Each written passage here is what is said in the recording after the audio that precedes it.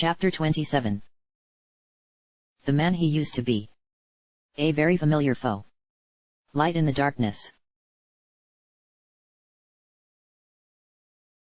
So this is what he had once been. In the many years since Ganondorf had regained the memories of his past lives, he had spent many sleepless nights reliving the horrors he had wrought over and over again in his head, seeing the hatred and the terror in the eyes of his victims. Was this what they had seen, in the end? Had they stared up into that same inhuman visage, searching in vain for any trace of mercy there? The phantom Ganon strode towards him with calm purpose, shattering stone with each mighty swing of its dark trident. Ganondorf, the man, continued to backstep, staying just out of reach of the powerful strokes, waiting and watching. He was not a man who was familiar with fear. Once, long ago, he had feared death, and over many lifetimes he had come to fear a stern-eyed hero in a familiar green tunic, but both of those had been rational, tolerable fears. He had been able to use them, to motivate himself and to work around them. Not like this. This was the first time in Ganondorf's long memory that he had experienced anything close to absolute terror. This twisted version of his past self was a creature of pure, brute force, and Ganondorf knew from experience that it would take but one blow for it to crumple his breastplate and shatter his ribcage. If he was lucky, he might survive the first strike and live long enough to see himself impaled on the trident's menacing tines. The might contained within those arms and legs was more than enough to crush his skull, and the black tusks and teeth were more than sharp enough to shred him limb from limb. Ganondorf had spent centuries in this city running from the nameless, and running from his own past. Now, with both of them combined in the worst way possible, his every instinct was screaming at him to turn and flee. So he continued to bide his time, and wait. Many lifetimes filled with warfare had taught him discipline and patience, above all else. The beast roared, and lunged with speed that would have surprised any other combatant. As it was, Ganondorf deflected the trident aside with a well-timed parry before leaping back once more, safely out of reach. Patience was the key. He must contain himself. He must discard his emotions, and become entirely separate from the monster that he now faced. This beast was everything evil inside of him, and only by proving that he had overcome that evil could he hope to win. How very like her to do this. If there was one thing Zelda could do well, it was exploit the emotions of others. Not this time, he said, to the creature, to himself, and to the absent princess. He stepped forward now, sensing an opening, and slashed at the phantom's mighty legs. It screeched in pain, swiping at him in retaliation and missing. Not this time, he repeated. Blood and sweat stained the red of his hair. Was the blood his own, or the monster's? Ganondorf continued to remain just barely out of reach, taking advantage of the openings that presented themselves to leap inwards, strike a hasty blow, and retreat quickly. He was surprised to realize something. He felt good. The overwhelming sense of conviction that had motivated him so long ago, when he was a young man and not yet a king, had returned. The magic of the Triforce flowed through him, and his body felt light and agile. The phantom swung again, the heavy trident once more shattering stone as it narrowly missed him. Again, Ganondorf stepped forward and struck a single, well-placed blow before leaping back out of range. He met the beast's eyes, and saw the malevolence lurking there. The hatred and rage that had driven him once, long ago. But those emotions were gone, now, and had been replaced with the cold fury of absolute conviction. This time, he didn't bother to sidestep. With a shout that echoed throughout the cavern, he caught the trident on his own blade, his very bones rattling with the sheer force of the impact. His knees threatened to buckle, and he felt his feet sliding backwards on the dusty stone. The phantom Ganon grunted and leaned forward, putting more and more of its body weight on top of him, slowly forcing the locked weapons closer and closer to Ganondorf's face. And still, he stared straight into those eyes. Sweat stung his own, forcing them shut. His wrists bent further backwards. No. He could feel his great sword pressing against his face. The blade made of light was not cold, but instead burned with agonizing heat as it sliced into his cheek. The beast roared, shoving him to the ground and raising the trident high for one final blow.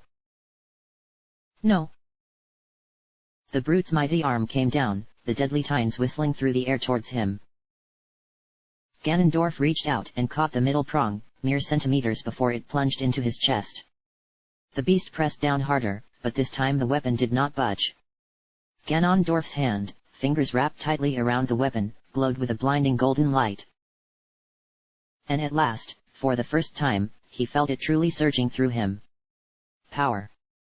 Like he had never known before. The trident dissolved into nothingness in his grasp, suddenly no more substantial than smoke. Ganondorf stood and drew back the great sword.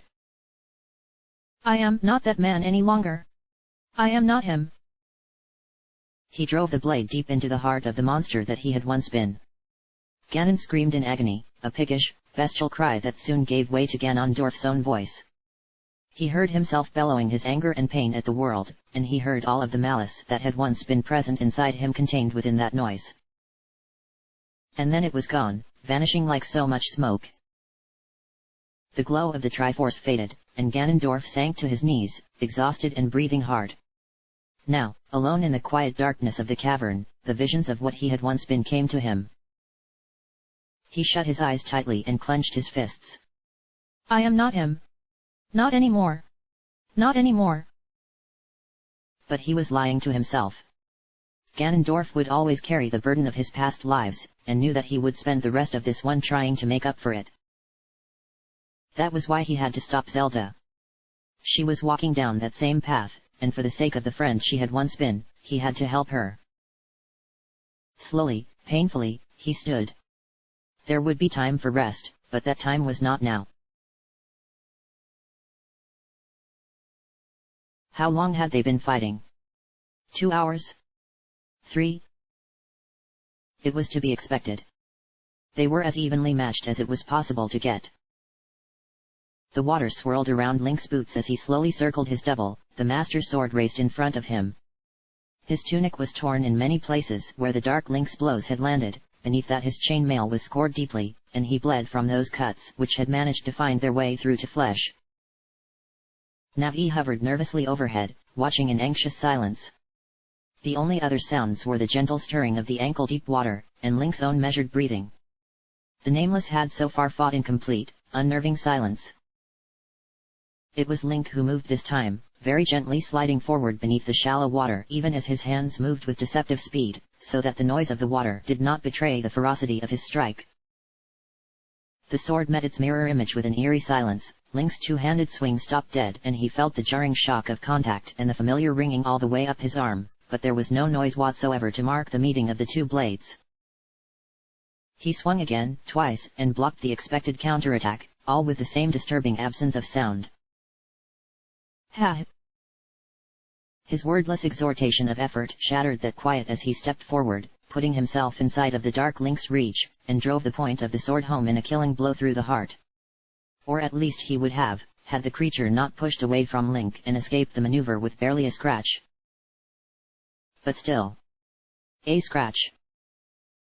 Link again parried the retaliatory swing, and had a thrust of his own deflected harmlessly aside, and then the two combatants parted, splashing backwards through the shallows and circling each other once more. It wouldn't take much, he knew. With every swing of the sword, every step they took through the water, with every tired breath, they both grew closer and closer to making that one, fatal mistake. Oftentimes before, or even during, a fight, Link was nervous. Afraid. There was no shame in admitting it. His very life was at stake, and he was always keenly aware that at any given moment he could commit the error that would cost him his life. He didn't know whether it was the Triforce of courage or something within himself that allowed him to continue through these hardships, and Link supposed that he didn't really care. In the end, he somehow always found a way to continue, and that was all that mattered. But this fight was different. This opponent was unlike any other. Link watched the Nameless carefully, slowly lowering the point of his blade until it touched the surface of the water. The stance left him deceptively open, allowing him to counterstrike with dangerous speed. This was a battle in which he had total control. The Dark Link was a version of himself made up of all the fear and malice that dwelt within his heart, emotions which no longer held any sway over him. He had fought this fight 1,000 times within himself, and he had won out every time. It won't happen soon. The Dark Link lunged, and he brought the Master's sword upwards in a two-handed slash that missed, severing the apparition's arm. This time, the wound left by his blade was no mere scratch, but a deep cut high on the shoulder. They parted once more. With a methodical calmness, Link continued to pace opposite his foe. They came together, and apart again, the black replica of the Master's sword gouging Link's leg even as he landed a glancing blow of his own. Not much time left now. Like a pair of drafts players who had entered endgame, Link and the Dark Link could only continue to play out the inevitable conclusion. A thrust here, a parry there. The water frothed around their legs, it and Link's breathing the only sounds in all of existence. Everything else, Navi, the mute sky, the dead tree, the city above and the magic below, was silent. Link stumbled in the shallow water. In an instant the Nameless was on top of him, sword arcing downwards in a killing blow. But the stumble was a feint, and the strike that was meant to kill him was an opening. He caught it soundlessly on the haft of his blade and turned the black sword aside harmlessly. Stepping in towards his double, Link thrust the Master's sword upwards, decisively.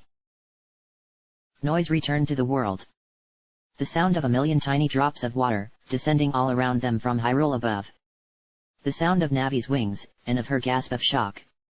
The low, almost imperceptible hum all around them, the sound of the powerful enchantment and its source, somewhere close by. And the sound of Link's voice, gasping in shock and pain. The shadow broke its silence as the Master's sword pierced its ribcage and drove through its heart. Link heard his own voice gurgle in the throes of death before the weight on his blade was suddenly lifted, and the Dark Link dissolved into smoke. Just like that, it was over, and the illusion was broken. He was no longer standing on a glassy surface of infinite water, but was merely knee-deep in murky runoff, at the center of yet another dark cavern. What? What was that? Navi asked, her voice hushed for once. An apparition from another life, Link answered. A nightmare, that followed me into this one. It looked just like you. I never saw a fight like that before. He laughed and scooped up some of the cool water to wipe the blood and sweat from his face. Another life? He repeated. Come on, let's find our way to this sanctuary Midna told us about. We must be getting close now. He made up his mind to follow the water. Almost every single passageway was submerged knee-deep now, the murky liquid flowing swiftly towards some unseen destination deep underground. Following the current took him ever downwards, and kept him from stumbling into dead ends. And, like Midna had told him, he knew it when he saw it. The Soul Sanctum was a looming ziggurat that filled the vast cavern, rising up out of the rushing waters around it. It was hewn from the same black stone that the entire Twilight Kingdom was made out of, but unlike the rest of the kingdom, the sanctum bore no visible damage. It looked as if it had been constructed yesterday. Link climbed the steps of the pyramid. A brilliant light spilled forth from the entrance to the sanctum, but incredibly, this was not the light of flame or of magic. It was sunlight. I don't believe it, he said. Is this another illusion? I don't think so, Navi answered. Remember what Midna said? The Nameless can't enter this place. And what is the Nameless weakness? Sunlight. As he stepped through the archway and entered the Soul Sanctum, he saw that the interior of the pyramid was just one giant room, illuminated by one single light source. A great glass orb hovered in the center of the room, so wide that it would take at least 5 of Link to wrap their arms all the way around the thing.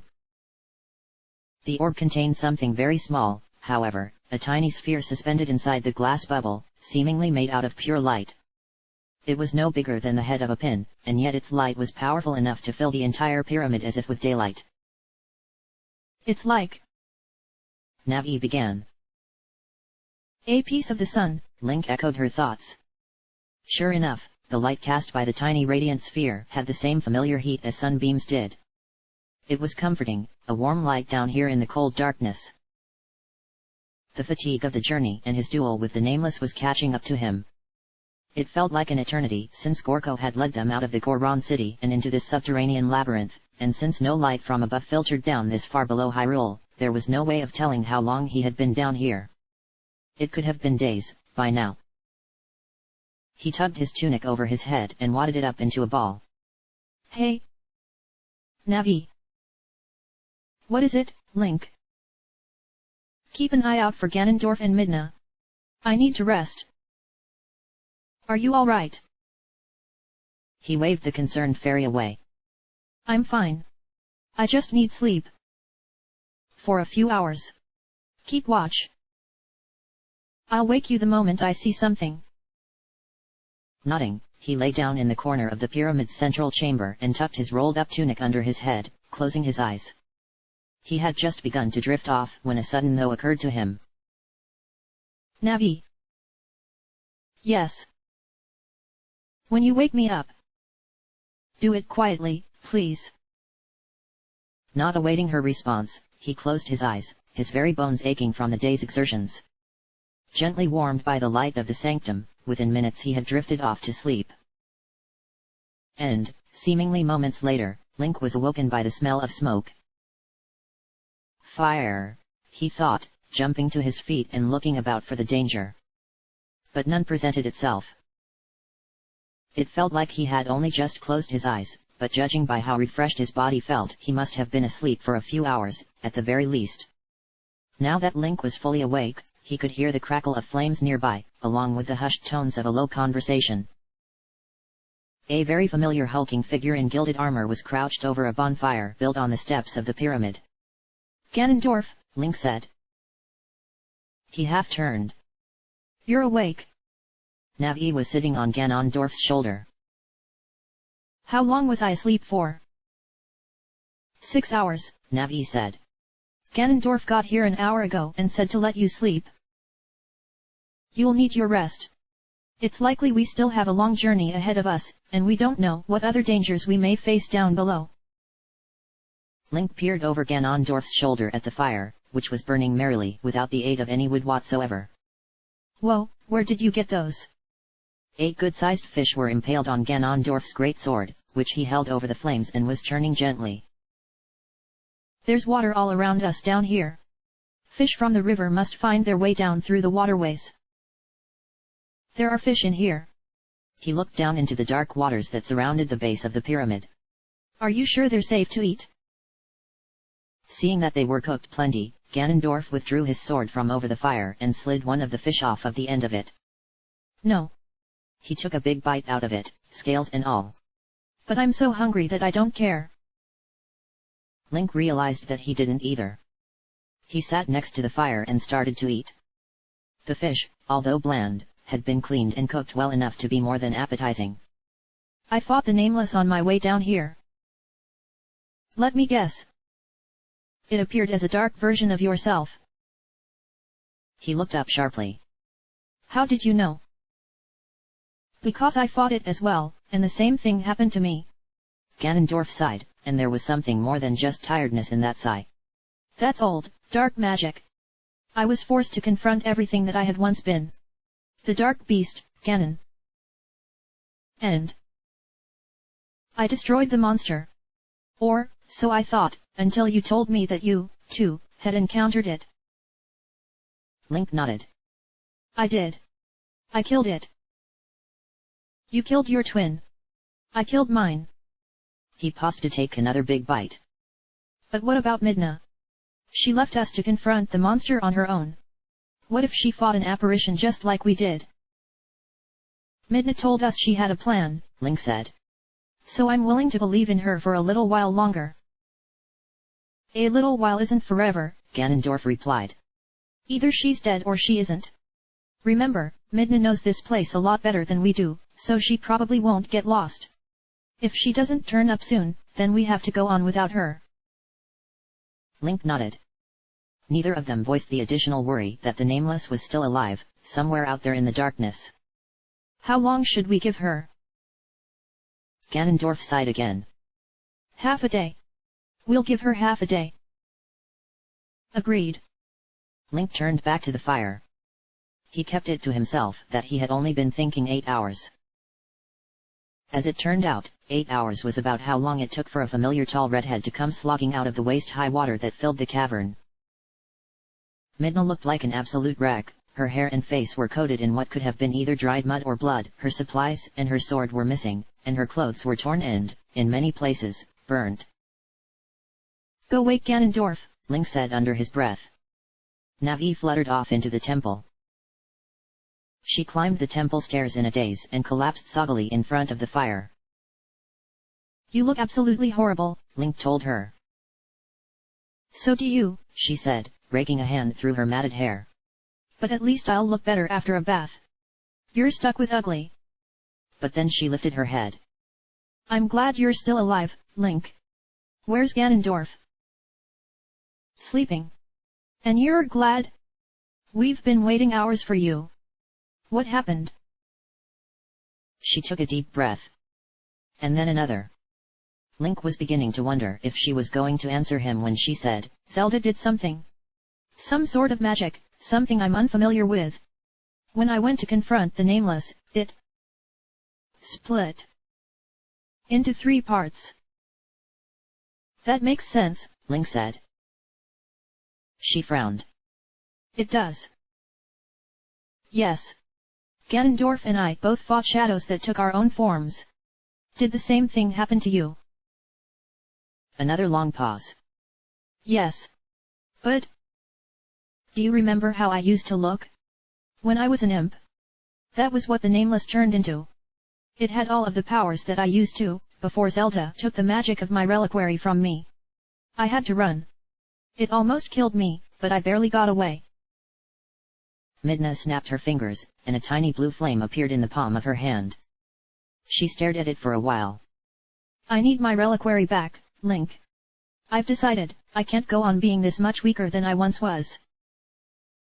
In the past, I've been able to control the Nameless, to an extent, but something was different this time. Zelda had done something, some sort of powerful magic, that I couldn't counteract without my old strength. Whatever influence I had over the creature is gone.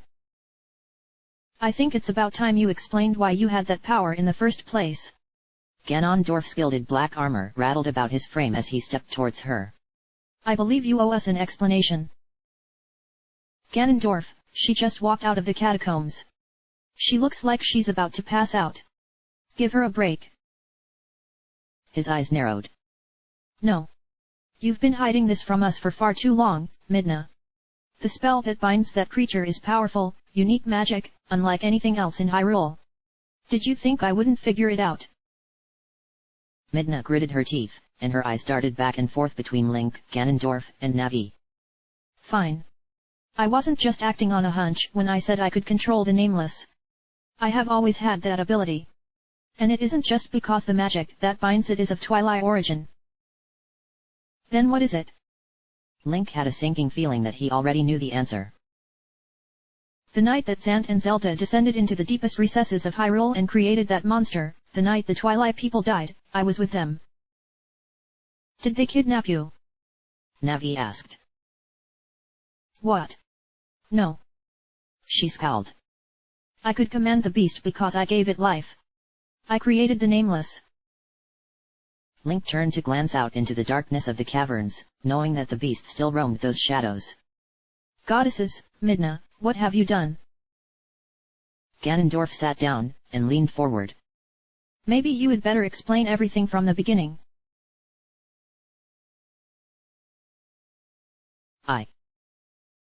Chapter end.